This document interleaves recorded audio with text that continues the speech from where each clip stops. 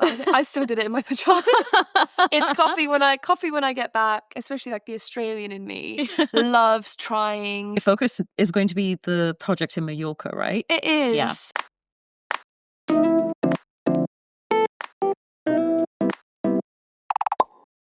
Hi, everyone, and welcome to the Spotlight series. Today, I'm joined by a very special guest. So I'm just going to pass it over to her for her to introduce herself, what she does and where she's from.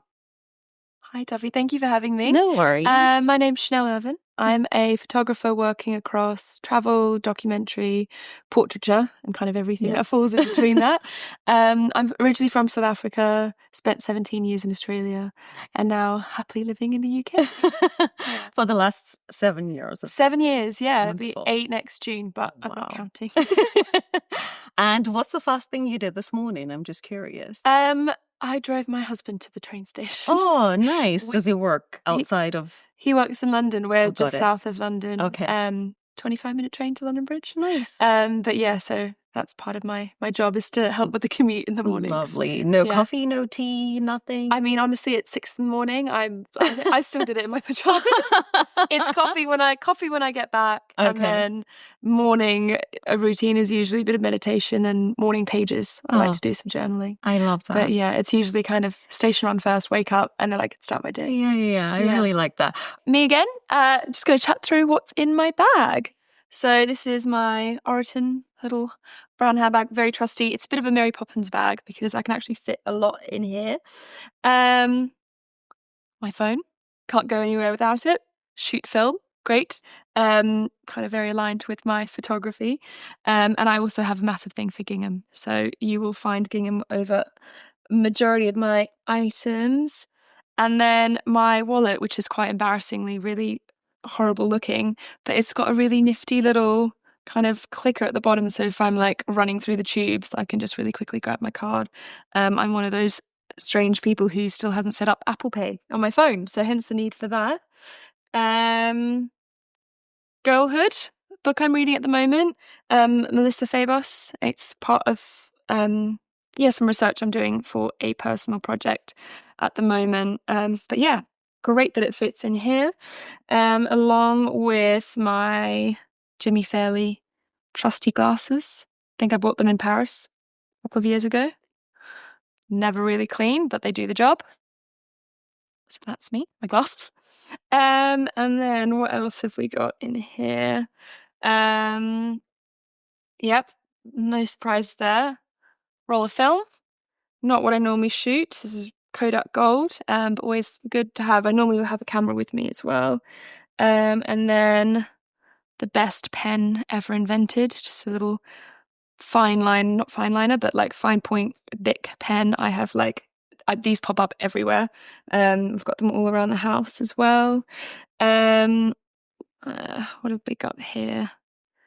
Ilia, little lipstick. I don't know what colour this is. Memoir. Balmy tint, very hydrating, which is quite great, very rare. So that one's always kind of close by. I'm surprised I haven't lost it yet because it tends to go from handbag to camera bag to anywhere. And then also this one, which is just a L'Oreal, I'm pretty sure. But quite funny, my one of my bridesmaids pulled it out at our wedding last year, and it had the name all rubbed off. She put it on and I was like, I'm pretty sure that's my lipstick, and I must have on a night out or something left it behind 7 years ago anyway, and it was so quite special that she was wearing it, so I went out and I bought another one because that reminds me that I love that colour. And then car keys, and to drive around a lot. And then this one, again, L'Oreal, nothing fancy, but it's their brow mascara. And I am obsessed, really handy. If I haven't had a tint in a bit too long, then that's my go-to for touching up the brows. And then, oh yes, Taut, really gorgeous hair clip my friend bought me for a birthday years ago, and I always have it to hand, especially if I'm shooting. It's really good to be able to just clip my hair up, and again, a miracle I haven't lost this. That's just amazing. And then what is this not being cleared out? Train ticket, Always have. I've got probably like millions of these, or have collected them. They really need to start doing paperless tickets for me because I just feel bad about all the paper that's gone into my train tickets. AirPods, can't go wrong. This tape was used years ago when I was living with my family, and like everyone had their own set and everyone kept stealing each other's. So this little spotty tape helped me to mark mine. And then what have we got? I met a photographer at my favourite camera shop, secondhand, like film cameras, Aperture in London, and got chatting to a guy who's very helpful, and he gave me his name and his number in case I had to ask him more questions about, was it the Contax 645 camera that I shoot with. So anyway, that's a handy little bit of just meeting people and getting advice. And then I've honestly need to clear this out. Some raffle tickets from a friend who did a play in Wandsworth recently and actually won 3 of the 5 prizes, so I had to give them to friends. Anyway, but happy little memory. And then I've got coins, which is very strange nowadays, but I'm old school. I shoot with film. I sometimes still like have cash and pay with cash and coins. And yeah, that's what's in my bag. London 3 words. Ooh, okay. Busy. Creative. Yeah. Like ever-changing. I don't know, like always new restaurants, always new things on. Like it's just constantly moving, yeah. Boom, boom, boom. And if London were a scent, well, what would it smell like, actually? What would it be? I think because it's so full of life, it would be like a really full-bodied red wine. Ooh. It's just so spicy. Full. Yeah, with a bit of spice. And the one thing you could happily do without in London? Oh, I mean, the London Eye. I don't know, just like loads of tourists. You can see a better bit of view just like walking along the Thames. Anyway, my God. I'm not a fan. I can relate to that. And north, south, east, west, or central, what part has your heart and why? Okay. Oh, that's tricky because I've kind of lived all around. Yeah. I would say probably north has got my heart. I mean, Okay. I'm obsessed with Hampstead, and it's just like a place I go back to all the time, swimming in the ponds. Yeah. Again, it feels like that weird little like escape from London, but you're in London. Yes. I think it ticks all of my timelessness boxes as well. It's just a really special place. And yeah, I've just got loads of friends up in North, so that kind of draws me back. Nice. And a part of London you avoid and why? Oh, probably like really central. Like as much as I love parts of Soho, I just can't bear just kind of scrummaging with loads of tourists. And I don't know, it's just too loud for me. It's too much. That is so correct what you just said. So loud. I think that's what it is. It's just like, And the vying for space as well is just like, ugh. No. So your go-to place for coffee? Okay, now this one's really hard because I work in so many different parts of London. So I'm obsessed with trying, especially like the Australian in me loves trying new coffee spots. But this one's like really niche. But it's the first place I ever have a coffee in London. Okay, and actually, if I have to be in the central, because inevitably like the galleries and things are there. Yeah, but it's like I think it's the original like Notes near Trafalgar Square. Okay, it's just the first place I ever had coffee in London, and it's really good coffee, and it's like in that part of the city to have like quite a quiet space, and they've got just like bottles of wine as well. That's one that I'll go back to when I'm in that area because I have to. But then otherwise, I mean, there's just like compared to when I first moved here, there's so many good coffee spots. So I'm always like, whether I'm like east, south, west, like trying to find new ones. Does it ever sort of like take you back to like who you were like many years ago, 7 years ago, or whatever? Does it ever feel nostalgic when you go to Notes? Yeah, 100%. I like pinch myself because as much as I say like that central part of London I avoid, you know, there's so many memories there. Like I used to like visit, like my dad worked like near Pall Mall, so like we would go cross Trafalgar Square. So like there's definitely like a sentimentality there as well of like when I first saw London. I love that. And worst coffee you've ever had in London? I'm putting you on the spot here. Costa. Oh my God. In fact, I actually had one and I had a sip because this is the coffee snob in me, right? The Australian. I had a sip and it went straight to the bin and I've never gone back. And actually I have a joke with my husband that if ever we would like to break up, he would take me to Costa because like, or I would take it like, God. I'm sorry. There's just so many other places to get coffee. Oh my God. So I'm Oh sorry my if that's God. harsh. No, but no, that's it's my not. I'm answer. laughing on so many levels. And the reason is just because like Miro, so my partner, he's always like, because he works, he tends to sort of like go to Costa a lot. Oh no, I'm And sorry. I literally judge him because I'm just like, it's the worst coffee I've ever tasted. It tastes burnt and it's just like, oh, I can't deal.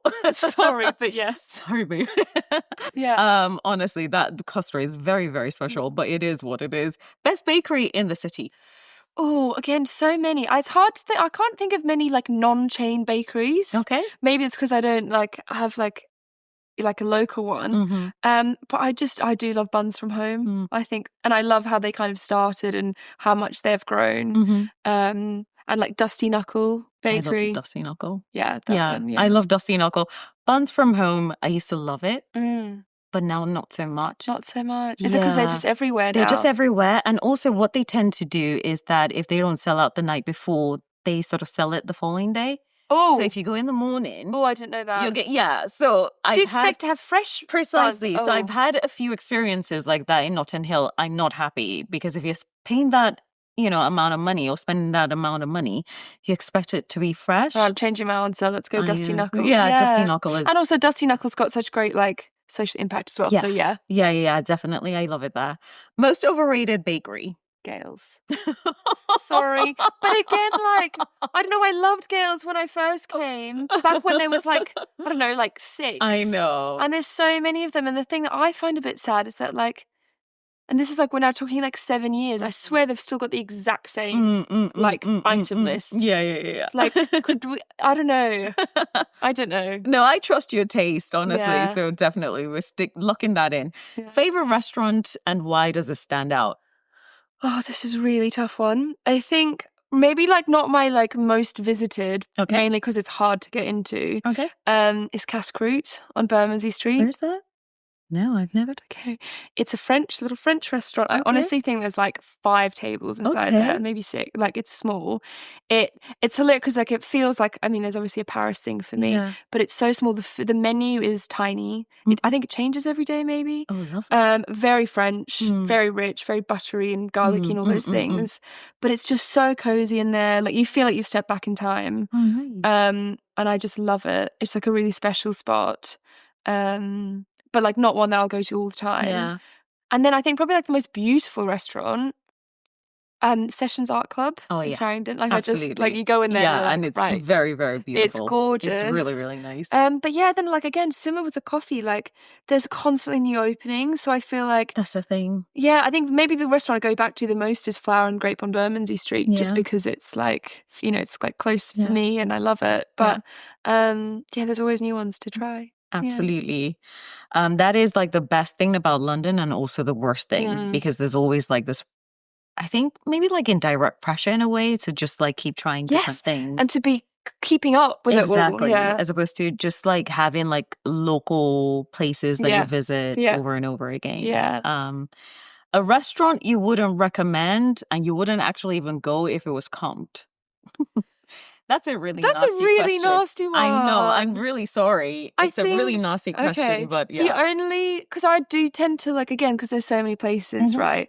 I feel like I do tend to research where I go. And by nature of doing that, usually like you end up somewhere really good. Yeah.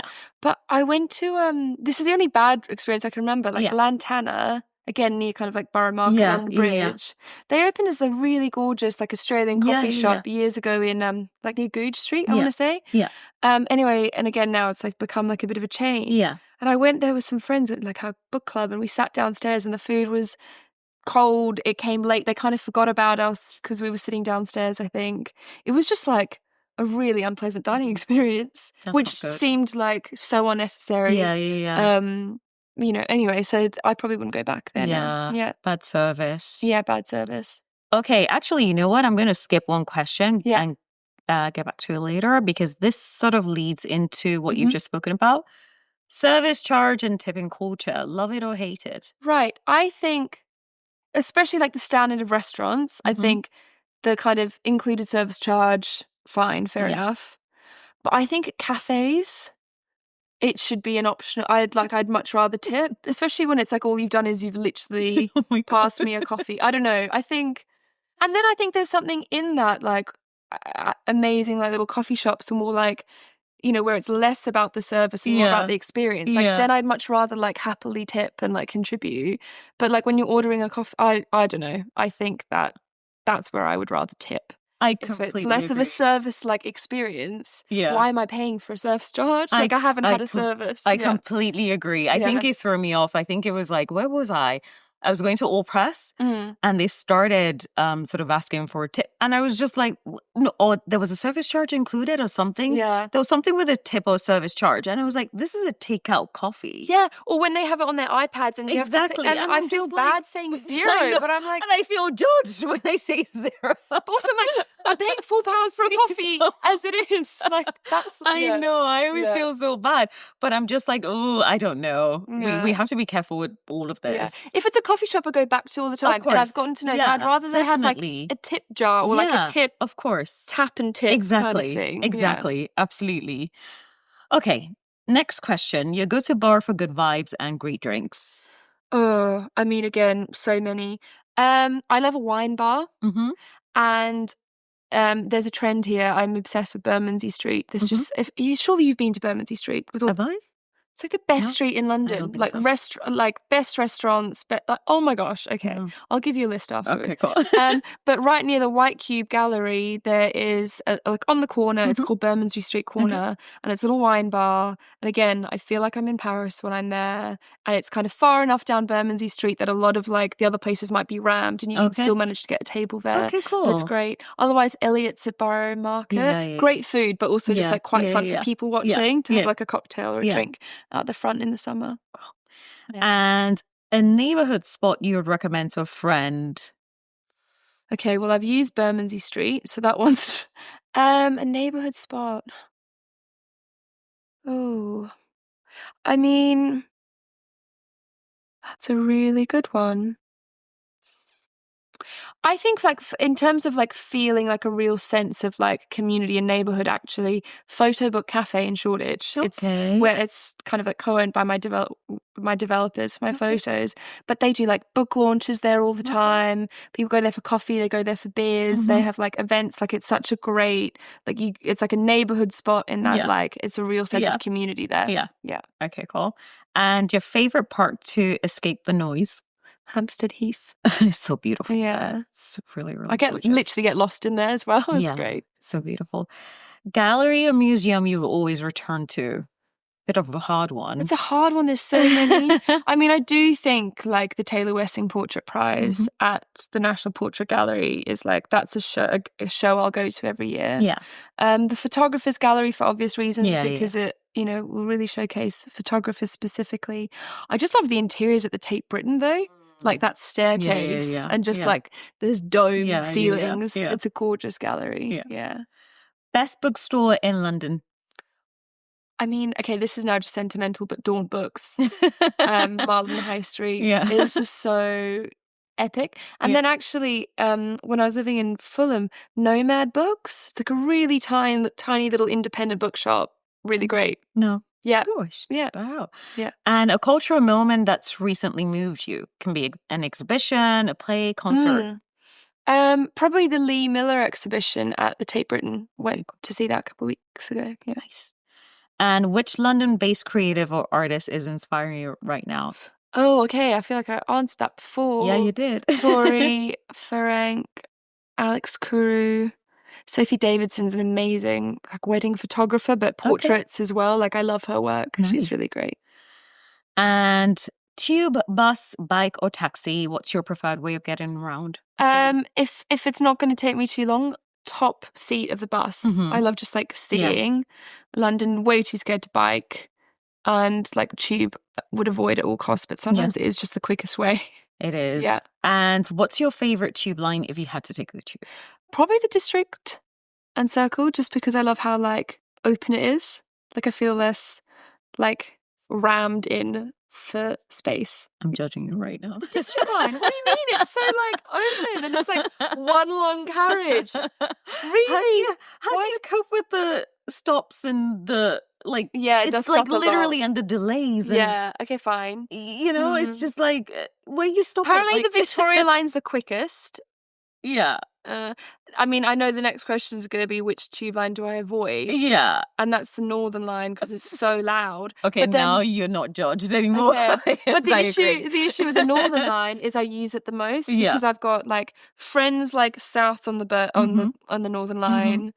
I've like my developers like Shoreditch. Yeah. Loads of friends in Islington. Hampstead's on the Northern Yeah, line, yeah, so yeah, that's yeah. literally the one that I use the most. Yes.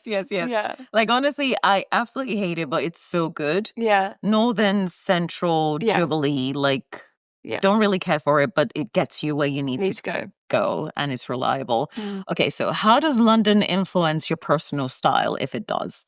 I mean, I think it's just like the people watching constantly. I used to find it really hard because I just remember like constantly being on the tube, like having like 20 tabs open of like clothes. And now with like the Chrome Google Lens, or whatever, like I used to just like photograph people's outfits and I'm like, oh, I need this. So it can be quite overwhelming. But yeah, I just like there's also so many like different styles within the city. So that's quite good as well because it kind of makes you realize you can kind of get away with anything. I completely agree. And as much as like, you can be influenced by everyone, that you can then kind of like pull back and be like, okay, where do I fit in? Yeah. What's my style? Yeah. Precisely. Yeah. And describe your perfect Sunday in the city. Easy. Columbia Road Flower Market. On a Sunday morning, you have to get there really early, probably like 8 when they open. It's just my favourite. It's just the energy, obviously the flowers, the shops on that road are just stunning. The buskers, kids dancing to the buskers. It's just, I think it's such an important London experience. And I know it can get really busy, but I just think you just have to rock with it. And then head up to Hampstead and like walk, swim in the ponds. And if it's summer, lunch outside at the Wells Tavern. If it's winter, the Holly Bush maybe. Like big Sunday lunch. And then like if there's still time, I don't know, like a gallery, or something. But yeah, I think that would be it. Lovely. And that was the end of that round. That was fantastic. Okay, first question. What's living on your nightstand right now? Nightstand, it will be a candle. Okay. Hold Still by Sally Mann. Okay. Incredible photographer. Her kind of like audio biography. Some magnesium tablets to help me sleep better. And one of my favourite quotes by Mitch Albom is in a little frame. Nice. Heels or flats? Flats. Flats. Yeah. And how would you describe your style? And what does your style say before you actually speak? Ooh, okay. Style, probably just quite simple, I think. Relaxed. What does it say about me? I think probably just that I'm happiest when I'm comfortable. My husband said that it would be that I work behind the camera, not in front of it, which I thought was quite neat. No, you actually look like you're like a content creator. That's how you present. Oh, thank you. Like, honestly, yeah, definitely, you look great. 5 wardrobe staples you will never give away. Oh, okay. I have this linen wrap skirt that I bought from Country Road in Australia years ago, and it's just phenomenal, and I'm just obsessed. And it goes with everything. I actually have it in white and beige as well. So nice. 2 of them. I mean, I'm a killer for a cardigan. Yes. And a plain white t-shirt. I know it sounds really boring, but I'm just really into like the mix and matching. Absolutely. My R.M. Williams boots. Nice. One more. Oh my gosh, I'm obsessed with my little Damson Matter denim gilet thing. That's really good for our intermediate seasons. Cool, nice. And a fashion or beauty product you swear by? I wasn't sure if it was going to be a massive just hype, but Le Bon Brosse. It's like this French hairbrush. Okay. With like a really cool, like twisty handle. Okay. And they come in the most incredible colours. And it's just, oh my gosh, my hair. Because it's the whole thing volume. Just, oh, really? Yeah, amazing. So yes, that's my new fave. Nice. And your signature smell? Narciso Rodriguez. For her, it's a little black bottle. Yeah. Who is your ultimate style icon? Oh. I mean, I'm just going to have to say Coco Chanel. That's like my namesake. Yeah. You know, the first time I heard your name, I was like, oh my God, so fantastic. Yeah. Like, I love your name. A trend you secretly love but don't post about? Oh, I don't even know this one. I feel like I'm so behind on the trends. I mean, I'm so old school. I don't know. I mean, I don't know if it's a trend per se, but it was definitely trending on Instagram where it was like people showing their like post-swim outfits. What? Yeah, like after going for like a wild swim or whatever. I was like, this is epic. I wouldn't share it myself. So I don't film myself, but anyway, that was quite a funny thing. Oh, I People would love like that. post what they're wearing after a wild swim. Really? Yeah. Oh, okay. Look that one up. Definitely. And your go-to guilty indulgence? Ooh, buying flowers. Oh, Yeah. But this year I've been really lucky because I've been growing flowers. I haven't had to Oh. buy many. I've Oh, just been nice. harvesting and filling the Oh, vases. that's so lovely. But yeah, a little guilty pleasure buying flowers. Oh, that's so sweet. And what's your favorite way to switch off after a long day? We were talking about this before, weren't Mhm. we? I think probably because I do often like work from home and is like obviously switching rooms and just I put music on. Often I work without music. Okay. So it'll be like putting music on, lighting a candle. It's definitely Nice. a trend with candles. Yeah. But yeah, just kind of like switching from that like work mode to like the rest of the day. Yeah, love it. And an emoji you can't stop using? Oh, I mean, probably like the little watery eyes emoji, which like I know it sounds like really sad, but it's like, oh, thank you, or that's so kind, or like sweet. I don't know, that's my favourite. I don't know why, but it's definitely like my number one. Yeah. And what's currently on your screensaver? It is my husband and I on our outdoor dance floor for our wedding in France. Oh, nice. Yeah, it takes me back. Oh, Yeah. lovely. And the last photo you snapped on your phone? Yesterday, we had some friends and their kids over and they were playing in our living room and it was just precious and the light was beaming in. So yeah, that was yesterday. So sweet. And what's one small daily habit that keeps you grounded? I think I mentioned it before. Is a combination of a bit of meditation in the mornings, but morning pages. Yeah. Julia Cameron, she wrote The Artist's Way, but it's just the practice of like 3 pages, free writing, less so like journaling. It's just meant to be like literally getting anything down. I find that a really good way to kind of like start the day and get rid of the noise. Yeah, of course. Yeah. Absolutely. And what does self-care look like for you in practice? I mean, the first thing that springs to mind is probably like a Sunday bath, the candle. Oh, nice. A classic, but I think it's knowing when to slow down when you need to slow down and like giving yourself permission to do that in like whatever way, like in a day where it's just like, this is what I actually need right now, and recognizing it and then actually letting yourself do that. I completely agree. It's all about grace. I think we sort of give other people grace, but we don't give ourselves. Yeah, definitely. And what are you reading, watching, and listening to right now? Reading Girlhood by Melissa Favos, I want to say. That's a bit of like research for a personal project I'm working on at the moment. Listening to, I mean, I've almost listened to it to the death, but the new rubber band, what is it? Mumford and Sons and Hosier, Rubber Band Boy, I think. Oh, they have a new...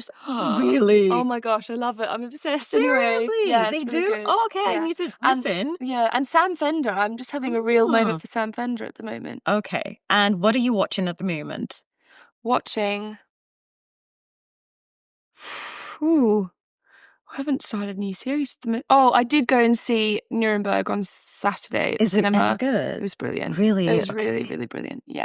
And a guilty pleasure that never fails to lift up your mood? I mean, the flowers from before, but I mean, again, I'm saying it all the time, but I make candles as well. But there's something about lighting a candle that I think for me just kind of like immediately it's okay. Yeah. I feel like I've got company. Yeah. And which creative or artist is inspiring you at the moment globally? Globally? Oh my gosh, there's so many incredible photographers specifically I'm looking at. Tori Ferenc, she's London based. I just think her work's beautiful and like incredible portraits and also storytelling. Oh gosh, Alex Kuru. He's amazing. There's so many, but yeah, those ones they jump to mind. Is Alex also London based? He's also London based. I actually met him this year, but so I'm following their work quite closely. Okay. And when you meet someone new, what's the first thing you notice? First thing I notice. Probably like how quick they are to smile. I know that sounds like strange, but like, because I guess like even my work, I'm like drawn to like warmth in a person. So I guess the first thing I notice is like, are you a warm person? Yeah. And what's a word you catch yourself overusing? Special. My friends mock me for it all the time. Everything's always special. It was so special. Yeah. Voice notes or texting? Or voice notes. Really? Yeah, but certain friends. Okay. But not if it's like a quick. A voice note is for like when you're going on a nice stroll when you've got time. Okay, cool. But like for everyday use, text. Okay. To the point. Sure. Yeah. Honestly, every single time I get voice notes, I get heart palpitations. Really? Like, oh my God. See, for me, if I get a voice message, it's almost the opposite. For me, it's like a sign of like this person, if they're in their right mind, don't expect a quick response. So a voice message, I can happily like sit until I have time to reply. Got it. Whereas when I've got like 20 like texts, I'm like, you all feel urgent. And that gives me more anxiety. Yeah. It's funny how that sort of changes from one person to the other. Yeah. What's the last thing that made you laugh out loud? Oh my gosh, we watched Honey, I Shrunk the Kids last night. Oh my gosh. I've never seen it before. Oh. And we were like, we need a Sunday. And oh my God, laugh out loud it was very ridiculous. But anyway, it was a good Sunday night, unwind Disney film. Yeah, nice. And what's something that instantly makes your life better? Sunshine. I need it. Oh my God, like seriously, I can so relate to that. Like in a million ways, like you have no idea. If you could eat one meal every day without getting bored, what would it be? I feel like he's getting a lot of airtime, but my husband makes the most incredible chicken pie. It's so good. And every time he'll kind of like experiment with like a new flavor. That's lovely. Like it's amazing. Yeah, really good. And favorite city to escape to and why? Paris. Okay. I think just because it's so sentimental, because I lived there. I mean, it was only 3 months. It felt like it could have been a year. Yeah. And I've gone back quite a few times. I think there's something in that, like it is, again, another really timeless place, right? It's so quintessentially Paris. And I guess I do feel somewhat at home there because I have spent quite a lot of time there. So going back there every time, even if I might be doing new things, like there's a wine bar we'll always go back to. But yeah, I just love being in Paris. Yeah. And if you could live anywhere in the world for a year, where would you choose, actually? You know what? For a year, Zurich. Oh. My friend lives in Zurich. I didn't see that coming. Yeah, I know. But then I know. So I did my master's with her, and she's Swiss. Okay. And I visited her in Zurich, and and I never would have gone there in my life, I don't think, if she didn't live there. Yeah. But it's like Paris, but with the lake and the river, and it's a really green city, and it's tiny, but just incredible like bars everywhere. And I speak German as well, so I think for a year I'd go and like become as fluent as I used to be. Yeah, I don't know. I think I just love it, and obviously I'd have Celine near me. Yeah, I think that would be a really cool chapter, and also just to kind of like explore Switzerland and that part of Europe. Yeah, it's so beautiful. It's stunning. And if you could instantly master a new language, what would it be? Spanish, it'd have to be, for the project, but also I just think it's an incredible language. I think, is it not still like one of the most broadly spoken in the world? Yeah, actually it is. It's so beautiful. I love that language. And what's your star sign, and do you actually buy into astrology? I don't know. I'm a Leo. Okay. And so many people have always said like, you're not a Leo, and then other people are like, you are. I don't buy into it that much in the sense that like I'm not necessarily going to ask someone what their star sign is when they meet. But I do have the CoStar. I do have the CoStar app, and I love it every day. I get back my little line for the day. Yeah, I think there's certainly something in there, especially when you've got like enough people of a certain star sign, and you start seeing the similarities, and then you're like, okay, there is something here. Yeah. And what's one lesson you've learned recently that stuck with you? Oh, gosh, big one. I think probably that and this is like relevant to a personal project I'm working on, but just like a broader epiphany, is that like so often I think we confuse our identity with, well, at least personally, like with our appearance. Just like a big thing I'm working on, body dysmorphia. But like our appearance, or also like what we do, or, you know, we spoke about success, and so much of our identity, I think, is like misled by that. We kind of like are losing a sense of like just who we are as a person if we strip everything back. And so that's been like a big, like epiphany message I've kind of just like sat with this year specifically. Oh my God, you've like my brain is like exploding right now. That's like, honestly, that's incredibly powerful what you just said. I've actually never thought of that before. It's always so like externally based, and it's just like, well, and also it's just like you don't experience yourself or your life kind of like visually, or like that's what other people see of you, whether it's like your appearance or your success or whatever, but it's like you and your identity is your experience of your life and what it means to be you, not what it means to look like you, like to be you, to be you, and to kind of come back in touch with that every now and then is quite not easy, but it's important. Absolutely. That's incredibly powerful what you've just said. Okay, what are you currently coveting? Oh my God, I can't believe I'm asking that question after such a powerful... What am I coveting? What do we mean by this? Like, what do you have your eyes on, essentially, is what I'm trying to say. What have I got my eyes on? I mean, to be honest, the Taylor Wessing Portrait Prize just came out at the National Portrait Gallery, and that remains a lifetime goal of mine. So, like, I'm like thinking about next year, like, get that portrait into the National Portrait Gallery. That's what I've got my eyes on. Okay. In terms of like photography. Otherwise, I don't know. Like, it's so much of it's just all. I'm very distracted by me as a photographer, just to go back to that question. Like, I kind of forget about other things. So that's big focus. Okay. And finally, what's next for you? Obviously, I think you've said this. You're going to...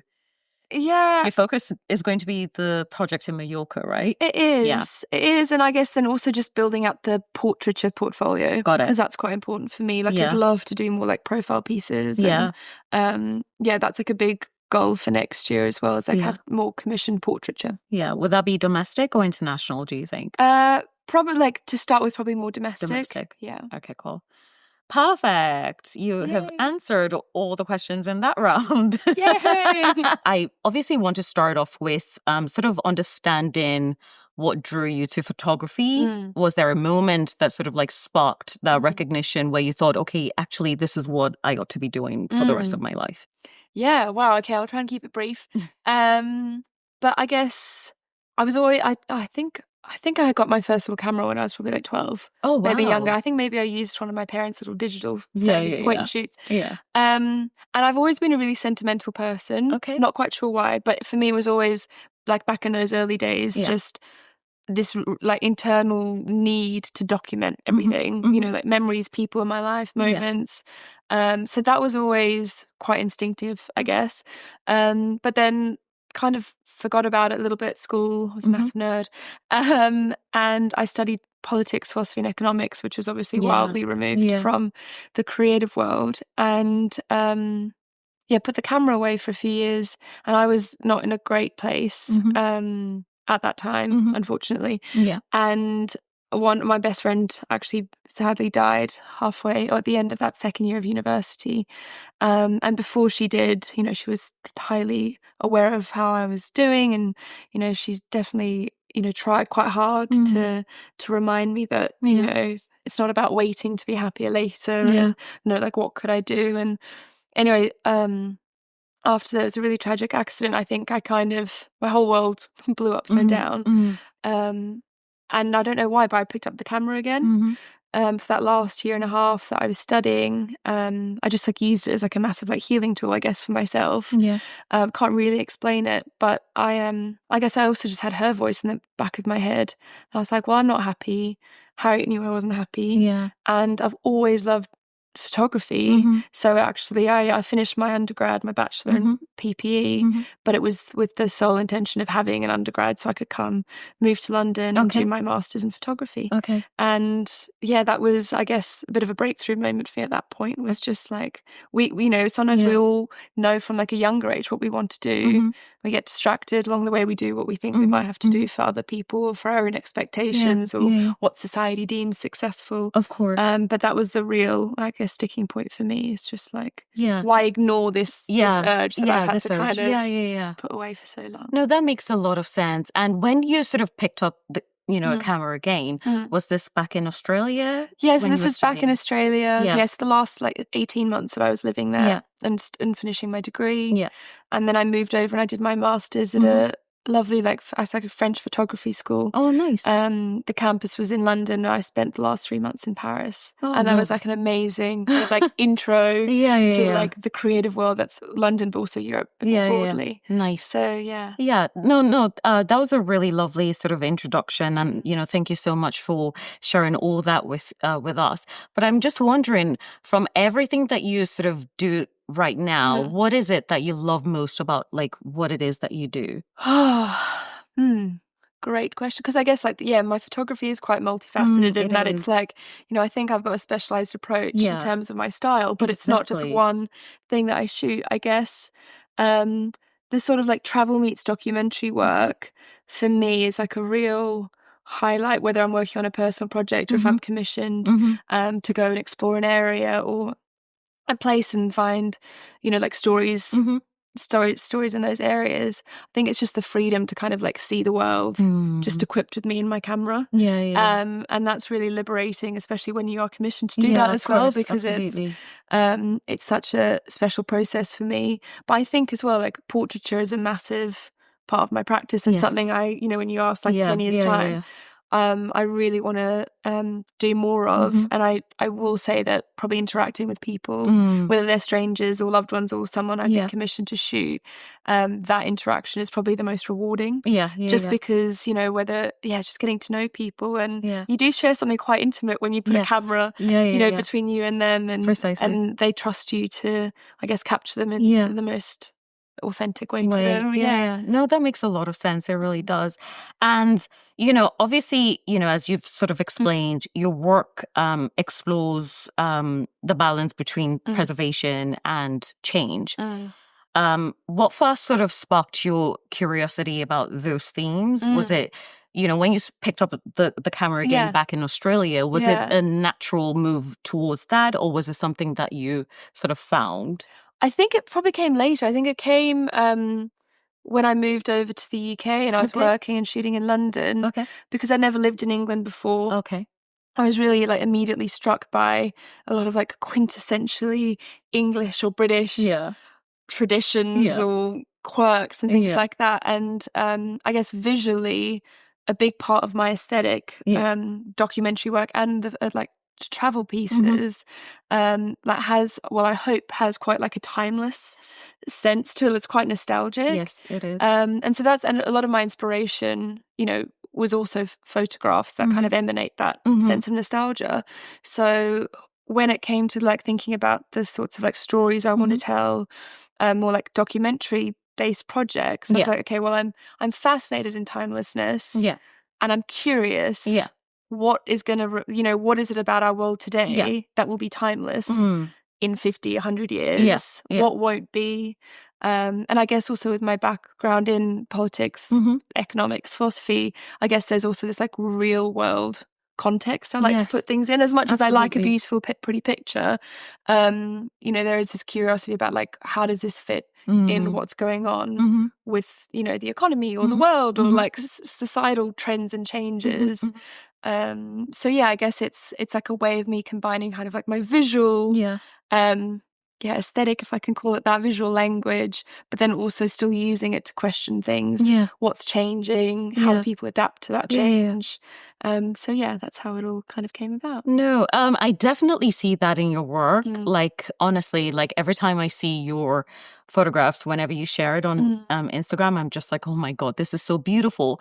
But then also it makes me sort of like, take a deep breath and actually like see what it is that you're trying to communicate. So it's not just about like pretty photos. You definitely have a very strong sense of like worldview that you're actually like conveying. And I think that's what I really love about your work. And the fact that, as you said, it could have been something that was taken, 40 years ago, 50 years ago, but it also could be something that, is taken 40 years from now. And I really love that. So obviously you studied, you have a bachelor's, you Yeah. have a master's, Yeah. obviously, photography, MA, and then bachelor's in politics, philosophy, and economics. Mhm. Wow. And now you're a photographer. That's amazing. I really love that. And I think you've sort of answered this in the sense that obviously it's shaped to a certain degree how you obviously like what you're trying to convey in your work. But I wondered, was it like a conscious decision, or do you think that that was subconscious, you actually leaning on your academic sort of That's a really good achievements? question. I think it's a combination of, like, again, even like when I was studying photography, Yeah. I guess whenever you do go into something with like an academic kind of back, because, we did a lot of research Yeah. into photographers and the history of photography and Yeah. things like that. And because it is such a saturated, competitive industry, Yeah. there is certainly, like you do like a student a disservice if you didn't tell them that things need to have some sort of relevance, whether it's on a personal level and then going to be relatable to people, with their own personal experiences. But I guess like something that's always quite strong in my mind is that, we can't really look at things as like a really isolated phenomena. I don't know if that's the right word, but for example, like I'm doing a project at the moment in Mallorca, which is looking at the juxtaposition between locals and tourists on the island, because there's been growing like anti-tourism sentiment in Mallorca and other parts of mainland Spain and probably just like around the world. And so I kind of like use that as a project, and I'm like quite focused there, but I'm constantly like thinking, and I guess it's also like trying to be like decisive in what I'm trying to say, but I also, get worried about wanting to be too political either, because so I think it's about trying to like look at the world and just getting people to ask questions, as opposed to me having like a very like strong answer. That's not what I'm trying to do. It's just, I guess, it's a curiosity for me as well, so that my projects they don't have the real world context just because I think they need it. Because I guess I'm just curious about it. And so I feel, or I hope that if I'm asking myself these questions, people look at the work, and if it just gets them to question something about their life, or, I don't know what's going on in the world, then that feels meaningful in some way. That makes, and I hope that the work can still be beautiful. I feel like it's not mutually exclusive. It can do a bit of both. No, that makes a lot of sense. And I think that, to be quite honest, I think that's what like art is supposed to do anyways. It's like, okay, this is like the lens of which I'm taking this, but then it's up to you to interpret it how you want to. Whether it's just beauty you see, or whether you see something beyond that as well. So yeah, definitely I can see that. And I'm curious whether it's like a commission or like a personal project. What like draws you to like a subject? Is there like a certain sort of like tick box that every certain sort of for project portraits? Exactly. Oh, I mean, I like think about this all the time, because I guess if you're a good photographer, you can make a beautiful portrait of anyone, right? Because that's the skill. But I think there is certainly something about certain people just having, I don't know, like an aura about them. Obviously, if it's a commissioned shoot, I'm not going to be the one choosing the subject necessarily.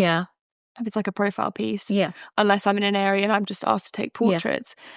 Then I don't know, I guess you're looking for like the character of a person, which is quite hard to try and interpret when you're just kind of walking past them in the street. But I do just think that some people have something about, whether it's the way that they move, or I guess like quite like obviously like the way that they dress. And I think there probably is 100% something in that. I also look at like timelessness in clothing, and often that makes me focus on the elderly, because like there's something, they're not going to be dressed in a very modern way, so that's something that's very that stands out for me for sure, or just someone that just looks just quite unique in some way. Some way, no, that makes a lot of sense. I'm just wondering though, like when you are taking a photograph, irrespective of whether it's a portrait or not, is there do you prefer it if it's like not as busy? Or like, does Yeah. that sort of affect you in any way where it's like, okay, there's so much chaos and I Yeah. can't sort of cut through the noise? Yeah, I think definitely, because I would say that a lot of my work feels quite quiet. And it Yeah. feels quite slow. Yeah. I mean, if it's not a portrait, if it's just a scene, Yeah. you know, there are certainly things that I've realized I do subconsciously, but it's like an active choice. So Yeah. I'm thinking about the light. Of course. I try to work in not like too harsh conditions, which I Yeah. think is probably common Yeah, for yeah, most yeah. photographers. But yeah, I do try and find like, or even if I've actually seen someone on like a busy street, Yeah. I'll try and guide them somewhere Got it. where the focus is more on them. Got it. I guess the only times I'll you know, and recently working in Mallorca, there's Yeah. oh, it's amazing. Yeah. They celebrate so many like old like folk traditional Yes. like festivals and Yeah. things, and they're like the crowds work Yeah, really well yeah. for me, because Yeah. I think that's a really important part. So I guess it's also just thinking about like, how does this photograph fit in with the broader project and like Okay. what I'm trying to say. Oh, got it. Yeah. Okay. And obviously you have a book, An English Summer. Yeah. What do you hope people feel when they sort of look through the work you've actually captured there? Oh yeah. I mean, the best compliment that I got from that book when I launched a couple of years ago in London was a friend of mine now, but he's from Cornwall. Okay. And for him, like, to look at the work and say you've captured an English summer, a Cornish summer, in such a like, it's very true to how we as locals experience it. Because obviously I came to the project as a foreigner. I've just moved from Australia. So that was a huge compliment, because I guess for me, like, I guess the feeling, to answer your question, is probably the word gratitude again. I was so fascinated by, like, we had a great summer this year, but coming from the Southern Hemisphere, where it's like a very warm summer and it's quite consistent. You can kind of trust that summer's going to be summer. I found it so fascinating that people could, you know, celebrated this season over here, which often is so disappointing. Or like the beaches will just be as full, but it'll be a grey sky. Or it'll just have rained. And I just thought there was something so powerful in that. You know, the project itself had, like, you know, there was like a broader context of Brexit, and then I photographed the summer during COVID, after COVID. So but I guess ultimately, like, if you look at the project and the book as a whole, and it has done really well, it's like, as people love giving it as a gift. Of course. And I do think it's this kind of very subtle, gentle reminder of just, I don't know, just like appreciating, whether it's an English summer or just kind of like life as it is, and it's like imperfect ways. I don't know. It's meant to just be like quite a, like embracing their quintessential things, and whether it's an English summer, or people would look at it and think, well, maybe I'm from Norway, I don't know. And like, what is quintessentially Norwegian? I don't know. It's a celebration of those timeless things. Yeah. To segue a little bit, would you ever consider doing sort of like a book from a Welsh lens or Scottish lens or an Irish lens? I mean, I had ideas at one point of like just me studying summer across the globe. It was going to be like a Spanish summer, like a French summer, a Scottish one. And to be honest, like, absolutely, because I'm so fascinated in like summertime. And again, it's like looking for those consistencies across cultures. Of course. You know, like across, you know, hemispheres. Like, what is it? Because I do think, you know, and again, I'm so fascinated in like broader themes of humanity, and like, what do we all share? Like, there's so many things that we have in common. And I think summer is such a great you know, like framework in which we can kind of explore that. And actually, when I was doing the book with Oxford Mini Press, I actually take out some photographs from Wales, because we're calling it an English summer. And at that point, I just hadn't travelled extensively enough that it could be like a British summer or something like that. So I I mean, there's just not enough. There's not enough months in the year. Maybe one day it might be my life's work that I kind of study summers as I go. Yeah, maybe. So obviously, when you photograph in a community, like for instance, you're going to Mallorca now, how do you sort of build trust and create like a sense of comfort? Because I can imagine, as a foreigner, it must be a little bit challenging, I can imagine, to obviously, you know, get people to be on board with you capturing images of themselves or even of scenery, because people are quite protective. I can imagine of what they sort of share Yeah. in that way. How do you sort of build trust with a community of people to, get them to obviously let you capture them? Yeah, it's a great question. And you're so right, it is quite challenging, especially the language barrier. Yes. I used to be able to speak base level Spanish at school, which sadly I've lost now. But so I've been trying to get that back up. I think it's a combination of, well, I guess with this project as well, is taking my time. Yeah. I'm quite fortunate that my parents have actually built a place out there, which means I can go back. Okay, cool. And in this very small village as well. I can spend a lot of time there. Okay. There's a couple of little cafes or little bars where a lot of the locals will return to. So it's about me kind of making myself visible in the sense that I am there. I'm spending time there. I'm getting to know the place. I'm not just there walking around with my camera. Of course. And that's important for me. Also speaking to a lot of locals, even if I'm not photographing them, just to get a sense from them, especially if they're English. Yeah. Like I can speak to them in English just so that I, I'm getting enough perspectives of the I guess like the mood there, and to be honest, like my last trip, I did quite a lot of work. I didn't actually take a single portrait because I feel like it is something you don't want to force upon people.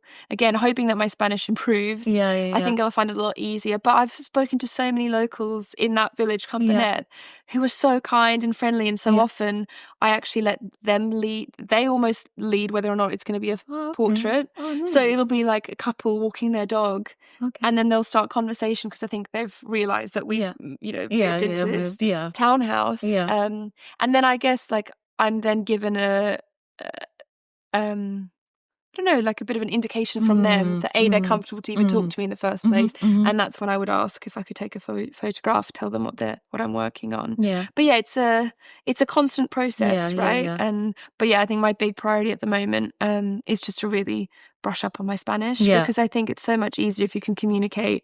You're not just like picking up a camera and being like, and then precisely, exactly. I really love the fact that you actually get the person's sort of approval before taken, because some photographers don't necessarily like do that, and I think perhaps that you can sort of see it in the photograph. When I compare it to yours, where it just feels like the subject is entirely relaxed and, conveying the emotions that they want to convey, as opposed to someone sort of invading their privacy in that way. Yeah, I think it's just so important, because at the end of the day, like, you want to take a beautiful portrait, or for, like, we're environmental kind of scene, and I think, you're doing yourself a disservice if you don't make the person feel comfortable. And there's something in like certain parts of the world, like I know in Paris or in France, like it's very difficult to take photographs of people. In fact, there are like laws that prevent you from doing that. Oh, really? Yeah, I think there's like lawyers that specialize in finding photographs, like unapproved photographs for their clients. Oh, wow. Yeah, it's wild. Anyway, so there's a part of me there that like I think is not just because of legality, but just because the common courtesy. And I can only imagine that, especially in a place like Mallorca where there's so many tourists, it's probably used to people just photographing them all the time. And, work I've done in London as well, like I've photographed markets for Oxford Mini Press. And there I was so keenly like aware of how people just see it as a courtesy to ask first. Like I was taking photographs for a book, but a lot of the stallholders would share with me that like some people just, they take their phones out and it's for Instagram or TikTok, but actually it's for photographing their property or them. So I think it's just like an instinctive thing to ask for permission. And sometimes it means you get a no, which, that's within their right to do so. Absolutely, the reason why I asked that is just because, like, as I said, the observation from the body of works that I've seen so far from you, it feels like the subject is given permission. And I can definitely see that there's a difference between yours and like most photographers, like, their work that I see, where it just feels like, it feels invasive in a way. But yours is entirely different. So it's great to sort of, get you sort of working us through that. So you've obviously worked across fashion, heritage, documentary projects. How do you keep your creative voice consistent while adapting to different sort of client briefs? Yeah, great question. I guess it's trying to be really present everywhere that you are. And I guess kind of like get out of your head, especially when it is for a client and you're, thinking about their expectations. But ultimately, I guess for me, it's like reminding myself that, if it is client commission shoots, like they've picked me for a reason. Yeah. And what is it about my body of work, like more generally, like my work as an artist, what is it about me? Like, why have they picked me? Yeah. And so ultimately I have to try and just be really focused and just almost pretend that I was just shooting it for myself. Because then I know that the result will be really authentic to what I'd be shooting. Got it. Normally. And it's hard sometimes because obviously like you might have a very specific brief and it might be, and it's great to have creative challenge to do something different. I shot a little fashion shoot for my friend on the weekend. Yeah. But it's still thinking like, okay, take a second.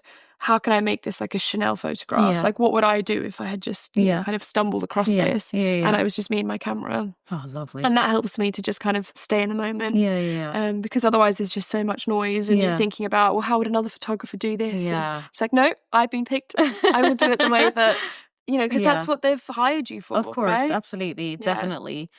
And how do you know when a photograph or a series is actually finished?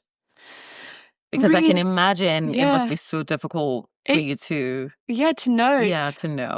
I asked a really incredible photographer, like, and now friend, mentor of mine, the same question, because she did this like body of work for like 7 years, and her answer was brilliant, and I completely relate. And it's like, it's when firstly, it's just like a feeling, like you just kind of know, but I think more than that, it's when the curiosity starts to wane a little bit, because often like we'll be driven, whatever the project is, like, but you are curious to either like explore a community or a topic or whatever, or an English summer, right? And I think like that, that project, for example, it had been like 3 summers, I think, and at that point, whilst I'll never get bored of it, I just felt like, okay, I've explored this part of the, of the project, and obviously it was going to be published as a book.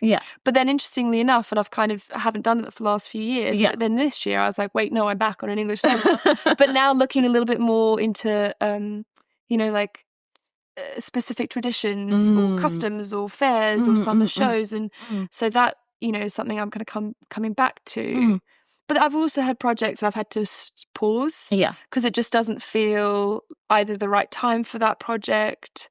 And I think, so I think it's almost I think when it's finished when you don't necessarily feel the need to do more.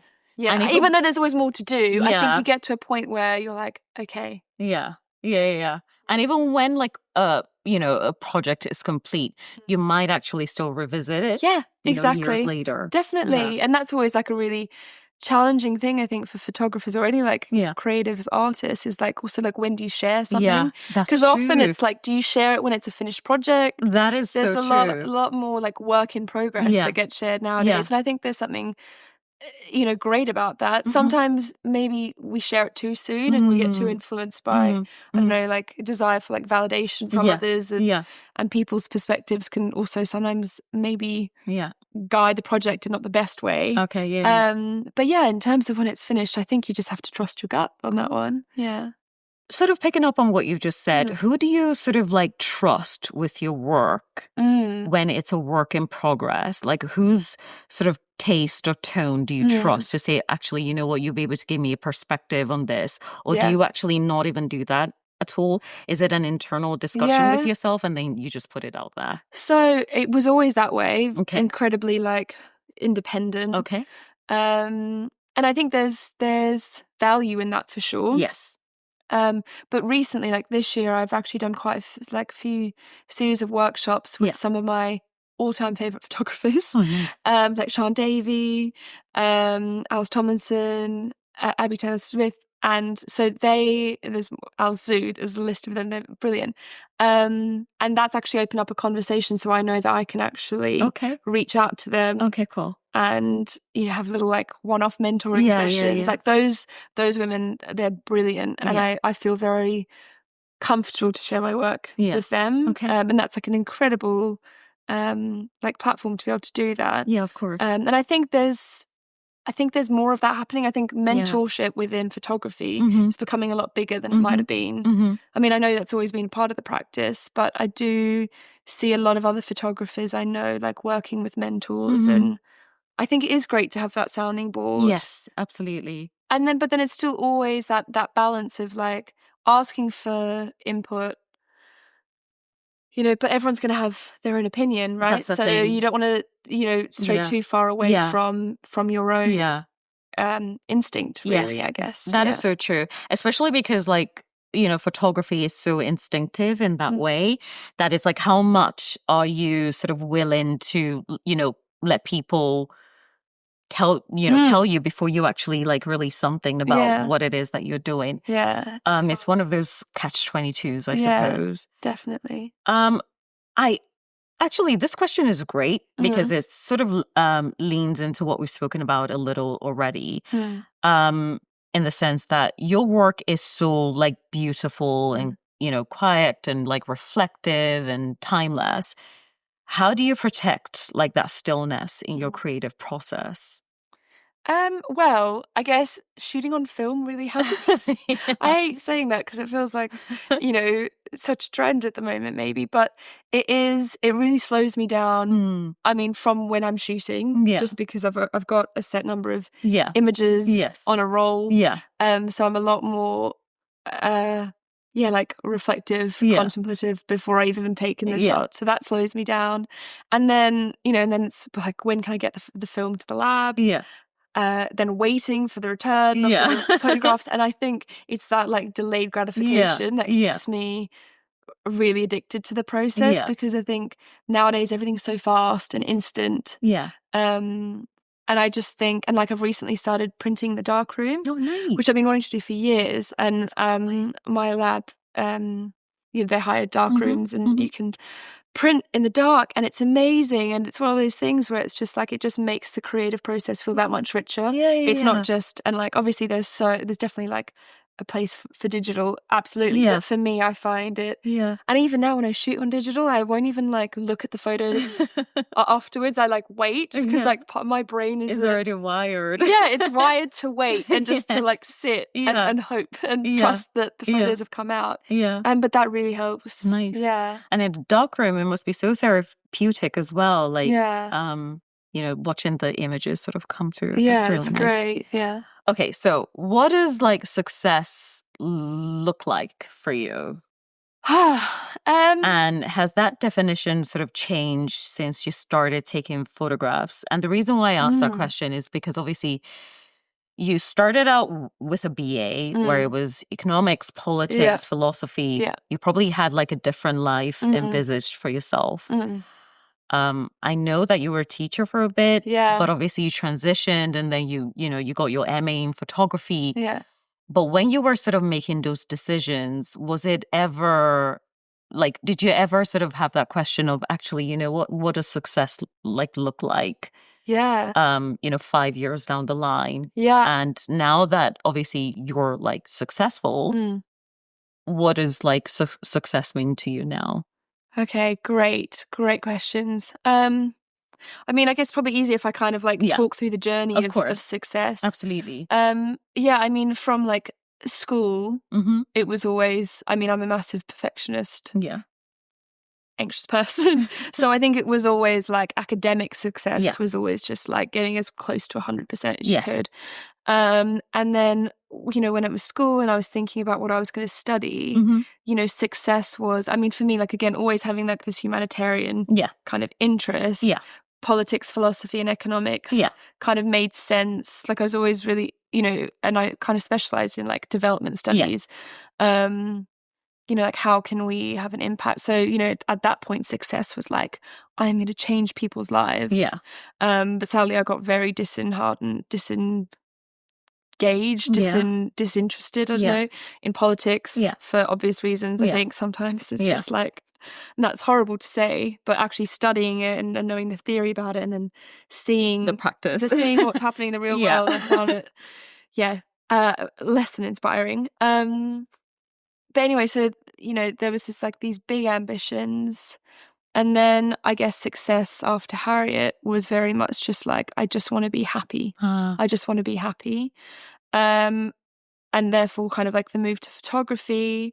But then there was like immense pressures still, I guess, in my head, like from like my background of like, but no, I need to like be the CEO of a business one day, or like I need to, and a lot of my friends as well at this point, you know, like don't necessarily have creative backgrounds. Yeah. So, you know, like success Yeah. was like, well, having like a really impressive job title Yeah. and having to kind of like go through that. And I was working in PR at the time. And then, yeah, as you said, I actually retrained and I became a primary school teacher.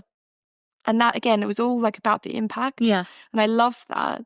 But I actually had this conversation the other day, is that like, obviously everyone's definition of success is so different. Very. But I think for me it just comes back to like this like obviously like obvious truth that we only get one life. And as much as like, you know, there's a world in which maybe I did kind of go part down the PPE or like law path and maybe I would have been really successful in that capacity. But for me now it's more just about feeling like, and I feel so privileged to be able to like be pursuing this creative career, but just to be doing what feels so aligned to you. And I mean, but then like ultimately like now I feel like I'm still very much like, you know, I wouldn't say that like I am successful, but for me, you know, like the bar always changes, right? I think the dream is probably getting to a point as an artist, and I don't know if it is, but where you stop comparing yourself to everyone else, where it's like you've kind of established your own visual language, and in an ideal world you are able to do commercial work and personal work that feels completely like unified, I guess. And that's I think the goal for me, just to be like, I'm doing my work and I'm doing it for myself, I'm doing it for clients, but it all kind of just feels quite cohesive. And get to a point where, and another photographer I know said this recently, she's like, I think I'm less jealous than I used to be. And like, I think that's so important because like it's in a world where we like constantly compare. So success now is just like, and when I did my MA in photography, it was far more about like the competitions you have to win and all of that. Whereas, and that's great. And like great recognition also like brings further opportunities. And that's wonderful. But, you know, if you take a second to just kind of look at the work, I just want to be proud of the work that I do. Oh, nice. And maybe see it on some walls of people's houses would be a dream, you know, like, because a lot of my work I do kind of shoot intentionally because it's medium format film. I just want to see them big. So that, you know, that's a goal for sure. If you had to sort of describe your entire, this is a very cheeky question. Okay. If you had to describe your entire body of work as a single sentence, what would it say? Very cheeky, I know. You know what? I think that's really hard. Maybe something about like, don't wish today away. Because there's something in the, you know, like we've spoken about timelessness and nostalgia, and the world is constantly changing, you know, wildly so, that maybe there's this like having a bit more of like a quiet contemplation of the world as it is. And it's not always, you know, for better or for worse, but, and also linking to that word like gratitude, right? So it's just like this ability to kind of like maybe just getting people to look at the life or the world around them in a different way, just to notice things more. I don't know. Anyway, one sentence, I don't know. Don't wish today away. Something like that. I love. Describe one word to describe how you are today. Focused. Okay. Yeah. And one word that defines you. Ooh, passion. Okay. And one word your closest friend would use to describe you. Kind. Oh, I love that. I actually got that from you the first time I met you. And one word that motivates you every morning. We dream, I'd say. Yeah. And one word that guides you. Ooh, maybe trust. Okay. And one word that reminds you of home. Lekker. What is that? It's a South African word. Oh, okay. What does that mean? I mean, there's no real like direct translation, but it's just like really nice. Like you could describe food. You could describe like an evening with friends. Oh, okay. It's just like an all-encompassing perfect word. Just say lekker. Lekker. Just to say things are great. Oh, And I love that. Yeah, it's good. I love that. And one word you want people to feel when they see you? Oof, I guess joy. Okay. Yeah. And one word you wish people felt more often? Gratitude. And one word that sums up your journey so far? Roller coaster, I'll say. Oh, I can relate. Yeah. I think very few people actually have it very straight and narrow. Yeah. Keeps it interesting, right? Precisely, exactly.